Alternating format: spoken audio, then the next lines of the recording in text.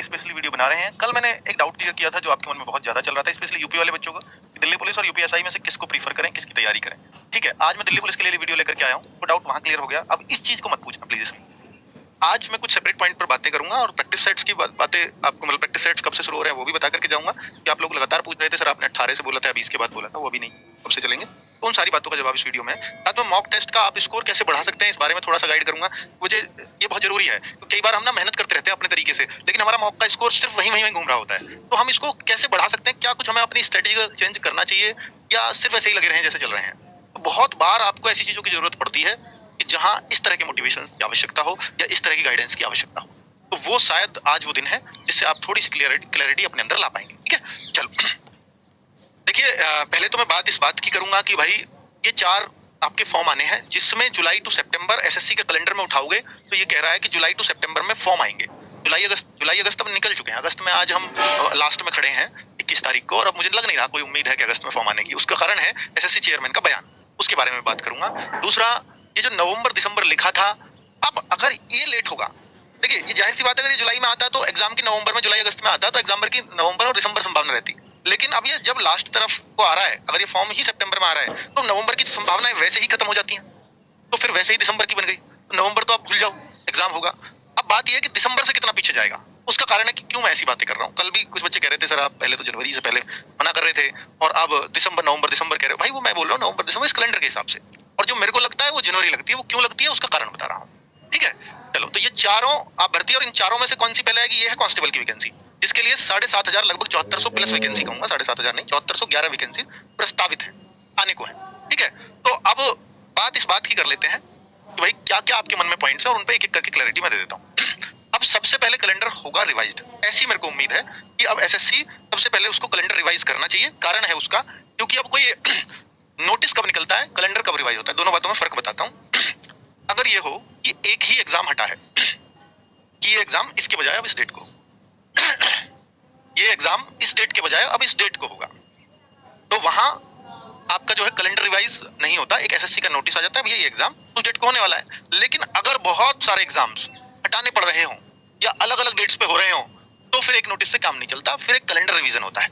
जो अब लग रहा है, क्योंकि अब अगर ये सीजीएल इन्होंने हटाया है, जाहिर सी बात है सीएचएसएल पे भी इंपैक्ट पड़ने वाला है, एमटीएस पे भी पड़ने वाला है, क्योंकि सब पैक्ड डेट थी। सीजीएल के बाद सीएचएसएल एमटीएस ये सब पैक्ड था शेड्यूल, और उसके बाद फिर दिल्ली पुलिस और ये सब चलता।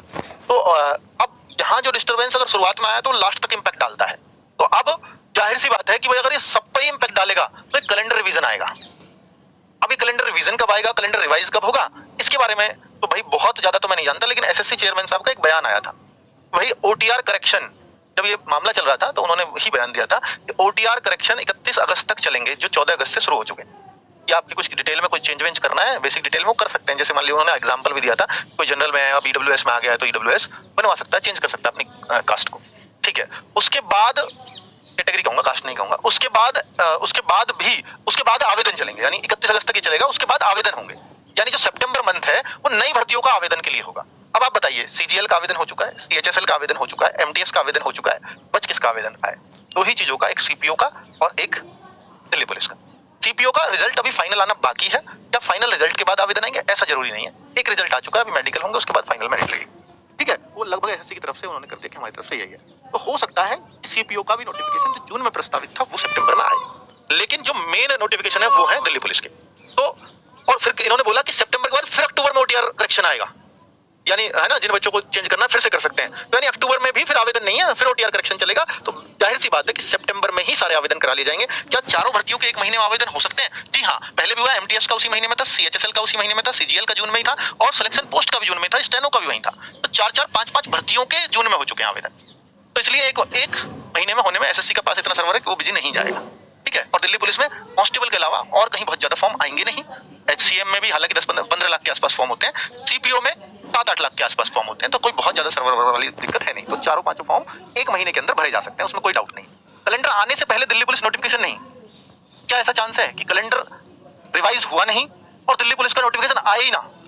नहीं, ये चांस बहुत कम है। भैया देखो, आना तो कैलेंडर चाहिए, क्योंकि बहुत सारा बच्चा उन एग्जाम्स का वेट कर रहा है, पर कैलेंडर इसलिए भी रुक सकता है अभी, क्योंकि उन एग्जाम्स की हो सकता है डेट ही तय ना हो। इसलिए तय ना हो क्योंकि अभी हो सकता है कंपनी भी रिजेक्ट हो, इस कंपनी से एडिक्विटी से एग्जाम चल रहा था तो ये भी चांसेस हैं कंपनी से एसएससी आगे एग्जाम ही ना कराए। फिर अगर दूसरी कंपनी का टेंडर करना पड़ा या पूरा टेंडर प्रोसेस बदलना पड़ा तो फिर एक लंबा प्रोसेस है जो एग्जाम्स को बहुत डिले कर सकता है। ठीक है, तो फिर तो कैलेंडर बाद में ही आएगा, क्योंकि जब तक उनके एग्जाम्स की, देखिए कोई एग्जाम अगर हटाया जा रहा है, पीछे खिसकाया है, तो और जिस वजह से खिसकाया है, अगर उस वजह को पूरी तरह से बच्चों को सेटिस्फाई नहीं करेंगे, संतुष्टि नहीं देंगे, तो एसएससी तो कभी नहीं चाहेगी ना उसको दोबारा एग्जाम हटाना पड़े। पहली बार में बहुत बेइज्जती सहली है, कभी नहीं चाहिए। तो पहले एश्योर करेंगे भैया वो एग्जाम सेंटर सब कुछ दुरुस्त हो जाए, जो बच्चों की शिकायतें थी वो सब ठीक हो जाए, ये बिल्कुल एसएससी चाहेगा। और उससे पहले कैलेंडर जारी हो नहीं सकता जब तक ये आश्वस्त ना हो जाए। तो ऐसा तो नहीं है कि दिल्ली पुलिस नोटिफिकेशन पहले नहीं आ सकता, बिल्कुल आ सकता है, दिल्ली पुलिस नोटिफिकेशन पहले आ सकता है, लेकिन एग्जाम डेट नोटिफाइड सून आएगी, एग्जाम डेट नहीं आ सकती इसमें। और अगर कैलेंडर सही चल रहे होते सब कुछ, तो एग्जाम डेट नवंबर दिसंबर लिखा था ना इसमें एग्जाम दिल्ली पुलिस के में, फिर वो एग्जाम डेट स्पेसिफाई होकर आ जाता, ये फायदा होता। ठीक है, जो अब नहीं होगा। तो अगर दिल्ली पुलिस नोटिफिकेशन जैसा उन्होंने बोला कि ये तो निकालेंगे हम, इनमें कोई नोटिफिकेशन निकालने में कोई समस्या थोड़ी है, इसको थोड़ी डिले करेंगे। मान लीजिए अगले साल जनवरी में कर दिया तो बहुत सारा बच्चा ओवरेज हो जाएगा, क्योंकि आप अगर इस साल निकालते हो तो 1 जुलाई को डेट ऑफ बर्थ मांगोगे, अगर ये जनवरी में आया तो 1 जनवरी को आप डेट ऑफ बर्थ मांगोगे, तो 6 महीने जो इस दौरान बच्चे ओवरेज होंगे उनका जवाब कौन है ना। तो वो बच्चा तो आप पे आस लगा के बैठा है, आप तो ओवरेज एज में तो छूट देंगे नहीं। ठीक है, तो ये कुल मिलाकर के दिल्ली पुलिस नोटिफिकेशन आ सकता है, लेकिन एग्जाम डेट शायद देखने को ना मिले जो पहले मिलती। तो सितंबर में चारों भर्तियों के आ सकते हैं आवेदन, जी 100% आ सकते हैं। 2 सितंबर को कांस्टेबल के फॉर्म, ये जो बात है क्या ये गलत खबर है? जी हाँ, ये गलत खबर है। जो पहले नोटिफिकेशन थे वो ये जो पहले वैकेंसीज थी वो भी कम थी, 5000 के आसपास आने वाली थी। उन 5000 वैकेंसीज के साथ था कि 2 सितंबर का इसको नोटिफिकेशन दिल्ली पुलिस ने प्रपोज किया था। प्रपोज का मतलब ये होता है एसएससी अपने हिसाब से उसे माने भी, हो सकता है ना भी माने, वो अपनी कोई डेट देते, ऐसे उसमें हो सकता है। तो प्रपोज की थी इन्होंने कि 2 सितंबर को इसका नोटिफिकेशन निकाल दो, उसको तब निकाल देना, उसको तब निकाल देना, उसको तब निकाल। मोस्ट प्रोबेबली उन डेट्स पे निकल जाता, पर चूंकि रिवाइज हो गई वैकेंसी तो इसलिए वो चांसेस कम है, क्योंकि इन्होंने फिर उसको डिले किया है। तो दिल्ली पुलिस की तरफ से वो डिले हुआ है, इस वजह से वो कहते हैं कि अब 2 सितंबर को पॉसिबल नहीं है, क्योंकि आपकी चीजें फाइनल नहीं हुई, आप लगातार उसको अपडेट कर रहे हो सकता है ये डिले हो। ठीक है, ये चांसेस 2 सितंबर से तो डिले हो, 2 को आ जाए तो बहुत अच्छी बात है, पर चांसेस बहुत कम मेरे को नजर आते हैं। पर सितंबर में चारों भर्तियों के आ जाए ये बहुत ज्यादा चांसेस। ठीक है, मॉक में स्कोर कैसे बढ़ाया, प्रैक्टिस सेट, अब इसकी बात कर ले। तो ये जनरल क्वेरीज थी जो आपके मन में, मुझे लगता है कि मैं अच्छे से सॉल्व कर पाया होऊंगा और आपके कंफ्यूजन थे वो सब चले गए होंगे। देखिए इस बार जो प्रैक्टिस सेट्स हम लोग शुरू कर रहे हैं, मॉक टेस्ट के बारे में बात करूंगा, तो अभी मैं चैप्टर वाइज की बात कर लेता हूँ कि भाई ये जो प्रैक्टिस सेट्स हैं इसके लिए आप लगातार डिमांड कर रहे थे, तो मैं इसको इस बार चैप्टर वाइज चलवा रहा हूँ, और तब तक आपका नोटिफिकेशन भी आ जाएगा। तब तक आपके चैप्टर वाइज प्रैक्टिस सेट मुझे लगता है एक टाइम ड्यूरेशन होता है कि 20 सेट्स के अंदर ही चैप्टर वाइज कंप्लीट हो जाने चाहिए। मुझे भी लगता है कि 20-20 सेट में आपका हर चैप्टर का लगभग रिवीजन हो जाएगा हर सब्जेक्ट की। ठीक है, लेकिन जीएस को कैसे हम 20 सेट्स में कवर कर सकते हैं, तो ये भी एक क्रम लेकर के, जैसे नवीन सर कराते हैं तो उसी क्रम के हिसाब से यहाँ अजीत सर भी आपको जीएस को 20 या 25 सेट्स में वो कवर अप करेंगे। तो इसकी आपको टेंशन नहीं लेनी है कि भाई, क्योंकि ये बिल्कुल पैटर्न या ये guidance under the guidance of Naveen sir ही चलेगा। ऐसा नहीं है कि अजीत सर पढ़ा रहे हैं तो नवीन सर इसमें बिल्कुल भी इन्वॉल्व नहीं, उनका भी इन्वॉल्वमेंट होता है, टीचर्स पे सजेशंस भी होते हैं और आपस में डिस्कशन भी होते हैं। ठीक है, चलिए तो अब आप यहाँ देखेंगे प्रैक्टिस सेट्स की बात, तो रीजनिंग का सुबह 10 बजे चलेगा, राहुल शर्मा सर इसको करा रहे होंगे। कंप्यूटर शिवम सर 11 बजे इसको करा रहे होंगे। आकाश शर्मा सर मैथ्स को 12 बजे करा रहे होंगे। तो ये 10, 11, 12 और फिर शाम को 6 बजे जीएस का प्रैक्टिस सेट हो रहा होगा। तो ये 4 प्रैक्टिस सेट्स की हमें सबसे ज्यादा नीड लगी अभी, तो ये शुरू कर दिया है। बहुत जल्दी इंग्लिश का भी शुरू कर देंगे एचसीएम के लिए। ठीक है, तो प्रैक्टिस सेट करने का सही तरीका, बहुत सारे बच्चे होते हैं कि मैं लाइव करूं इसको रिकॉर्डेड करूं, देखो अपना अपना तरीका है। वैसे मैं एक सजेशन दूंगा कि अगर आप लाइव करते हैं तो एक बस रूटीन बन जाता है, क्योंकि बहुत जो सीरियस बच्चा है उसको फर्क नहीं पड़ता कि वो लाइव करे या रिकॉर्डेड। अगर आपको उस टाइम पढ़ना है चाहे कुछ भी हो जाए तो फिर आप रिकॉर्डेड कर लो, फिर तो कोई दिक्कत नहीं है। लेकिन अगर आपको एक रूटीन, एक टाइम टेबल सेट करना है तो फिर लाइव करना ज्यादा बढ़िया रहेगा। और रिकॉर्डेड में आप एड से परेशान रहते होंगे, लाइव में वो एड देखने को नहीं मिलते आपको। अच्छा तरीका ये होगा करने का भाई, जिसमें पता है कि इतने बजे मुझे रोज लाइव आना ही है, तो आपका एक भी छूटेगा तो आपको दर्द होगा, बस ये बात है। और